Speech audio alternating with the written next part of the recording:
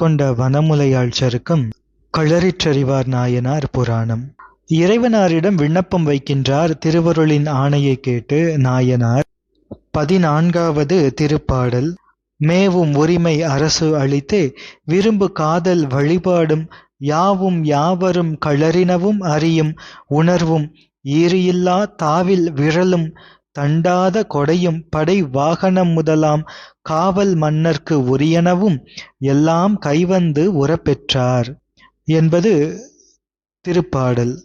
இறைவரது திருவருளினாலே சேரமான் பெருமாள் நாயனார் இறைவரது ஆணை கிடைக்கப் பெற்றார். அது அரசு உரிமையை ஏற்றுக்கொண்டு அதோடு அன்பு வழியிலும் நிற்கும் அந்த தன்மையே இறைவரது திருவருள் என்று உணர்ந்தார் நம் நாயனார். பெருமானின் மீது கொண்ட அன்பின் நிலை வலுவாமல் இருக்கும்படி அரசு புரியும் அதனை விண்ணப்பித்தார். அதனை அவர் வேண்டியபடியே பெருமான் அவருக்கு அருளினார். அதோடு அத்தகைய அரசாட்சி நடத்துவதற்கு உரிய அங்கங்களாக இருக்க வேண்டியவற்றையும் பெருமானே நாயனாருக்கு அருளுகின்றார். அரசர்கள் தம் கீழ் வாழும் மக்களுக்கு மட்டுமே அரசர்கள் அல்லர். அவர்கள் மற்ற எல்லா உயிர்களையும் காக்கும் கடமைப்பாடு உடையவர்கள். எனவே மனிதர்களைத் தவிர அஃறிணை உயிர்களையும் காக்கும் கடமைப்பாடு உடையவர்கள் அரசர்கள். அந்த உயிர்களெல்லாம் சொல்லும் மொழிகளை அறியும் உணர்வு பெற்றிருத்தால்தான் அஃறிணை உயிர்களை காக்க முடியும். எனவே அதற்காக எல்லா மக்களும் எல்லா உயிரும் சொல்லும் மொழிகளையெல்லாம் அவற்றின் உணர்வுகளையெல்லாம் அறியும் உணர்வினை நம் நாயனாருக்கு அருளினார் பெருமான். அதோடு இந்நாயனார் சிவயோக நிலையில் இருப்பவர். சிவயோகம் கைவரப்பெற்றார்க்கு புலப்படும் நாத ஒலியினுள்ளே எல்லா உயிர்களின் ஒலியும் அடங்கும். அரசர் மக்கள் முதலாகிய எல்லா உயிர்களையும் காக்கும் கடமைப்பாடு பற்றி நாம் முன்பே திருநகரச் சிறப்பிலே பார்த்தோம்.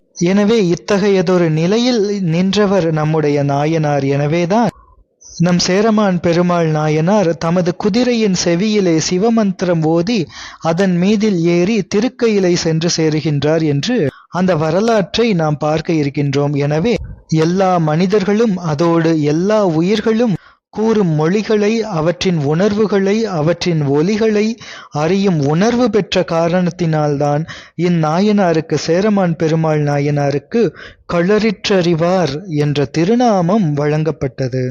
15வது திருப்பாடல். ஆன அருள் கொண்டு அஞ்சலி செய்து இறைஞ்சி புறம்போந்து அரசு அளித்தல் ஊனமாகும் திருத்தொண்டுக்கு எனினும் உடையான் அருளாலே மேன்மை மகுடம் தாங்குதற்கு வேண்டும் அமைச்சர்க்கு உடன்படலும் மான அமைச்சர் தாம் பணிந்து அவ்வினை மேல் கொண்டு மகிழ்ந்து எழுந்தார். முன்பு கூறியவாறு திருவருளினை கைக்கொண்டு கும்பிட்டு வணங்கி திருக்கோயிலிலிருந்து வெளியே வருகின்றார் சேரமான் பெருமாள் நாயனார். அருள் காட்டிய வழியில் நிற்றலே கடன். எனவே அரசாட்சி செய்தல் திருத்தொன்றுக்கு இடையூறு செய்வதுதான் என்றால் இறைவரது திருவருள் பெற்றதனால் அந்த மேன்மையாகிய அரசமுடியினை தாங்குவதற்கு விண்ணப்பித்து நின்ற மந்திரிகளுக்கு தன்னுடைய சம்மதத்தை சொல்லுகின்றார் நாயனார். அந்த அமைச்சர்கள் நாயனாரது திருவடிகளிலே வணங்கி இனி வேண்டுகின்ற செயல்களையெல்லாம் மகிழ்ச்சியோடு செய்கின்றார்கள். 16வது திருப்பாடு. உரிமை நாளில் ஓரை நலன் எய்த மிக்க உபகரணம் பெருமை சிறக்க வேண்டுவன எல்லாம் பிறங்க மங்களம் செய்து இருமை உலகுக்கு ஒருமை முடிகவித்தார் எல்லா உயிரும் மகிழ் தருமநிலை அறிந்து புவி தாங்கும் களரிற்றறிவார்தாம் என்பது திருப்பாடல். முடிசூட்டுவதற்கு என்று உதித்த அந்த நல்ல நாளில் நல்ல கோரை பொருந்திய அந்த நேரத்தில் சிறப்புடைய நல்ல மங்கள பொருட்களெல்லாம் விளங்க அமைத்து மங்கள சடங்குகளெல்லாம் செய்து நாயனார் முடிசூட்டிக் கொண்டார். உயர்தினை அஃறிணை என்னும் பகுப்பில் அமைந்த எல்லா உயிர்களும் மகிழ்வதற்கு ஏதுவாகிய தர்ம நீதியின் தன்மை அறிந்து இந்த உலகத்தை காக்கும் களரிற்றறிவார். அவர் இம்மை வீடு என்ற 2 உலகுக்கும் பொருந்துவதாகிய ஒரே முடியினை சூடிக்கொண்டார். 17வது திருப்பாடல்.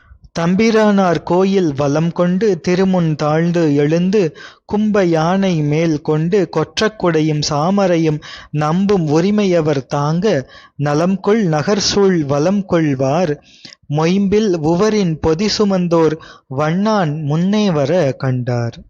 இறைவரது திருக்கோயிலினை வலம் கொண்டு திருமுன்பு நிலமுற வணங்கியெழுந்து மத்தகத்தினை உடைய யானையினை மேல் கொண்டு வெண்கொற்ற குடையினையும் சாமரையினையும் அந்த பரிஜனங்களெல்லாம் தாங்கி ஏற்றவாறு பணி செய்ய திருநகரத்தை சுற்றி வலம் வருகின்றார் நாயனார். எனவே இந்த முடிசூட்டுகின்ற செயல் என்பது திருவஞ்சைக்களத்திலே நாயனார் எழுந்தருளிய அரண்மனையில் நிகழ்ந்தது என்பதை நாம் காண்கின்றோம். ஏனென்றால் முடிசூட்டிய உடனே இறைவரது திருக்கோயிலை வலம் கொண்டு வந்தார், இறைவரது திருமுன்பு பணிந்து வணங்கினார் என்று தெய்வ சேக்கிழார் பெருமான் பாடுகின்றார் என்றால் திருவஞ்சைக்களத்திலேயே நாயனார் எழுந்தருளிய அரண்மனையில் இந்த முடிசூட்டு விழா நிகழ்ந்தது என்பதனை நாம் அறிய முடிகின்றது. முடிசூட்டியவுடன் அங்கிருந்து திருக்கோயிலுக்கு எழுந்தருளி இறைவரை வழிபட்டு விடை கொண்டு புறப்பட்டார். இந்த காலகட்டம், அதாவது அரசுரிமை ஏற்பதற்கு முன்பு திருவஞ்சைக்களத்தில் நாயனார் தனியாக மடம் அமைத்து அங்கே எழுந்தருளியிருந்து திருக்கோயில் திருப்பணிகளை எல்லாம் செய்து வந்தார் என்று பார்த்தோமே. அந்த இடம் திருக்கோயிலுக்கு தெற்கில், அதாவது தற்பொழுது திருவஞ்சைக்களம், திருவாஞ்சிக்குளம் என்று தற்பொழுது மக்கள் அதனை வழங்குகின்றார்கள். அந்த திருக்கோயில் மகாதேவர் திருக்கோயிலுக்கு தெற்கே சிறிது தூரத்தில் அந்த இடம் இன்றும் இருக்கின்றது. அதனை கொச்சி அரசாங்கத்தின் ஆராய்ச்சியாளர் அதனை கண்டுபிடித்து அதற்கு அடையாளமாக நினைவு தூண் ஒன்று நிறுவி அதில் சேரமான் பெருமாள் நாயனாரது அரண்மனை இருந்த இடம் என்று பொறித்து வைத்திருக்கின்றார்கள். The site of the palace of Sri saint Cheraman என்று அதனை எழுதி வைத்திருக்கின்றார்கள். அதில் 4 சிவலிங்கங்களும் பதித்திருக்கின்றார்கள். இந்நாளிலும் கூட கொச்சி மன்னர்கள் முடிசூட்டிக் கொண்டபின் முதலில் திருவஞ்சைக்களத்தில் வழிபாடு செய்து யானை தந்து சிறப்பு செய்யும் வழக்கம் நிலவுகின்றது என்று சிவகவிமணி ஐயா அவர்கள் உரை எழுதுகின்றார்கள். யானை மீது அமர்ந்து அரசர் நகர்வலம் கொள்ளும் வழக்கம் இன்றும் கொச்சி, திருவாங்கூர் முதலிய மலைநாட்டில் நிகழ்வதை நாம் காண்கின்றோம். யானை மேல் குடை சாமரைகள் வைத்திருக்கும் மரபு நிலையையும் நாம் காண்கின்றோம். முடிதாங்கிய அரசர் அதே கோலத்துடன் நகர்வலம் வருவது என்பது வழக்கம். இப்பொழுது நம்முடைய சேரமான் பெருமாள் நாயனார் முடிசூட்டிக் கொண்டவுடன் திருவஞ்சைக்களத்தப்பர் திருக்கோயிலில் வணங்கி பின்னர் அங்கிருந்து யானை மீது அதே கோலத்தோடு புறப்பட்டு கொடுங்கோளூருக்கு, தலைநகராகிய கொடுங்கோளூருக்கு எழுந்தருளுகின்றார். அதுவே இந்த நகர்வலம். அப்படி எழுந்தருளும் பொழுது ஒரு வண்ணான் ஒருவர் தம்முடைய தோளிலே உவர்மண் இருக்கின்ற பொதியினை சுமந்து கொண்டு வருகின்றார். அதனை காண்கின்றார் சேரமான் பெருமாள் நாயனார். 18வது திருப்பாடல்.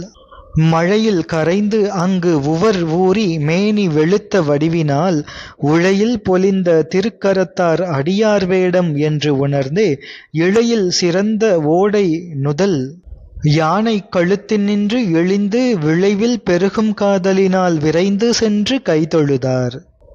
அந்த வண்ணார் உவர்மண் நிரம்பிய பொதி மூட்டையினை சுமந்து கொண்டு வருகின்றார் என்று பார்த்தோம்.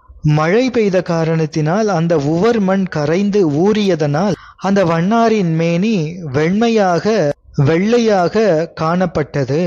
இறைவரது அடியாரது திருவேடம் இது என்று உணர்ந்த சேரமான் பெருமாள் நாயனார் தாம் அமர்ந்திருந்த யானையிலிருந்து கீழே இறங்குகின்றார். யானையின் கழுத்திலிருந்து கீழே இறங்கி மிக்க ஆசையால் மிகப்பெரிய பெரும் விருப்பத்தினோடு விரைவாக முன் சென்று அந்த வண்ணாரை கைகூப்பி வணங்குகின்றார். மழையினால் அந்த வண்ணான் சுமந்து வந்த உவர்மண் ஊறி அது வடிந்து அவருடைய உடல் வெள்ளை நிறமாக கொண்டு விளங்கியது. மழைக்காலத்தில் ஒரே நாளில் பல முறையும் மழை பெய்து வருவது இன்றும் கூட அந்த நாட்டிலே நாம் காண்கின்றோம். உடலில் வெண்மை நிறம் காணப்பட்ட தன்மை என்பது சிவனடியார் திருவேடத்தினை சேரமான் பெருமாள் நாயனாருக்கு காட்டியது. அது நாயனாரின் பக்குவ நிலை ஆகும். அடியாரது திருவேடம் என்பது அது திருநீற்றின் விளக்கத்தினால் நிச்சயிக்கப்படும். திருநீறு பிரகாசமாக இருப்பது அடியார்களின் திருவேடம் ஆகும். ஏனாதிநாத நாயனார் திருவரலாற்றிலே அதனை நாம் பார்த்தோம். மெய்யெல்லாம் நீரு பூசி வஞ்சகரையும் கூட நமர் என்று கொண்ட மெய்ப்பொருள் நாயனார் திருப்புராணத்தையும் நாம் பார்த்தோம். பைரவ அடியாரை உணவு ஊட்டுவதற்காக அவரோடு உண்பதற்காக ஒரு அடியாரும் காண கிடைக்காத போது நீரு சாற்றிய அந்த ஒரே காரணத்திற்காக சிவனடியாருள் ஒருவராக ஏற்றுக்கொள்ளுமாறு வேண்டிய அதனையும் நாம் சிறுதொண்ட நாயனாரது திருப்புராணத்திலே கண்டோம். எனவே இந்த வண்ணாரது உடம்பிலே இருக்கக்கூடிய வெண்மை நிறம் என்பது அது திருநீற்றினால் வந்த வெண்மை அல்ல. இருந்தாலும் அது திருநீற்றினை நினைவூட்டவே, அது அடியாரது திருவேடத்தினை காட்டவே அதை உணர்ந்தார் நாயனார். திருநீற்றின் வெண்மையினை கண்டும் சுண்ணாம்பின் வெண்மையினை நினைவு கூறுகின்ற மக்களும் இப்பொழுது இருக்கின்றார்கள். எனவே உடனேயே அந்த அடியாரது திருவேடத்தை கண்ட பொழுது காதலுடன் கைதொழுதல் என்பது உண்மை அன்பின் தன்மை என்பதற்கு ஏற்ப, வேடமும் அரண் எனத் தொழுமே என்று சிவஞான போதம் கூறுவதற்கு ஏற்ப, அடியார் திருவேடத்தை கண்டவுடனே யானையின் கழுத்திலிருந்து காதலினால் மிக விரைவாக கீழே இறங்கி கைதொழுகின்றார்.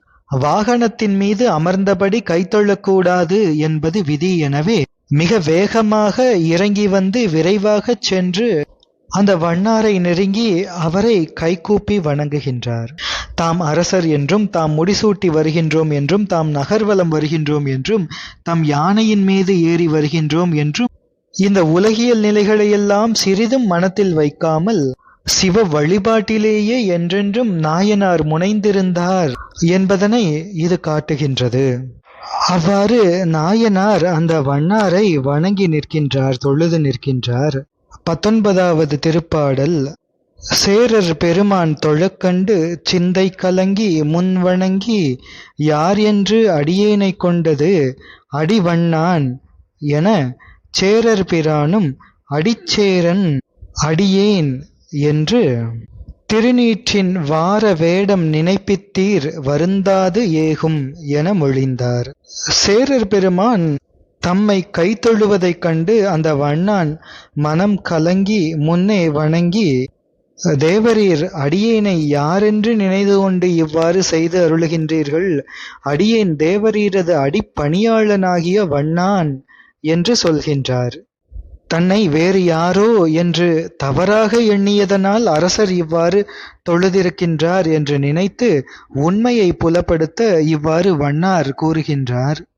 எனவே அவ்வாறு நினைத்து மன்னரது தவற்றினை கூறிய நயமும், தனது உண்மை நிலை கூறிய பணிவும் உயர்ந்த மனப்பான்மையும் பண்பாட்டையும் குறிக்கின்றன.